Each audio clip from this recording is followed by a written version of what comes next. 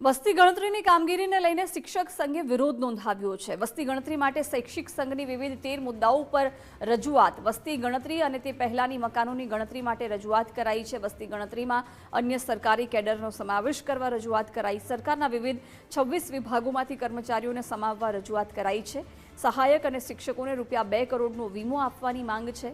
સર્વે કરનાર તથા ટેકનિકલ કામ કરનારને પણ વીમો આપવાની માંગ કરાઈ છે। કામગીરીને લઈને વોરંટ ઇસ્યુ ન કરવા બાબતે પણ રજૂઆત કરાઈ છે। શિક્ષકોને પડતી જે મુશ્કેલીઓ છે, માની લો કે કોઈ માતૃશક્તિ છે કે કોઈ બીમાર છે, એને પણ જિલ્લા કક્ષાએ સાંભળવામાં આવે, આવી પણ એક રજૂઆત ત્યાં મિટિંગની અંદર મૂકવામાં આવી છે।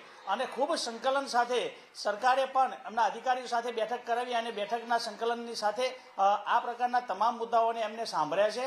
ખૂબ પોઝિટિવ વાતાવરણ સાથે મિટિંગ થઈ છે અને આગામી સમયની અંદર જ્યાં જ્યાં પણ વસ્તી ગણતરીની અંદર પડતી જે મુશ્કેલીઓ શિક્ષકોને જે ઉદ્ભવવાની છે અને એ મુશ્કેલીને દૂર કરવા માટે જ્યારે પણ જરૂરિયાત પડશે ત્યારે સંગઠન પણ એમની સાથે રહી અને એ મુશ્કેલીઓને દૂર કરી જે પ્રકારની કેડરોની ગોઠવવાની વાત છે, વીમા યોજનાની વાત છે, પડતી મુશ્કેલીઓ એટલે કે જે બીમાર છે એને સાંભળવામાં આવે, જિલ્લા કક્ષાએ સાંભળવામાં આવે, આવી તમામ પ્રકારની વાતને લઈ અખિલ ભારતીય શૈક્ષિક મહાસંઘ 22 જાન્યુઆરીના રોજ એક વિભાગ સાથે બેઠક કરી છે અને આ બેઠકની અંદર આ મુદ્દાઓને આવરી લેવામાં આવે છે, જેથી કરીને જે ભૂતકાળમાં જે બનાવો બનેલા છે એ ફરી પૂર્ણ ન થાય એ માટેની આ યોજના સાથે આગળ શૈક્ષિક મહાસંઘ વધી રહ્યું છે।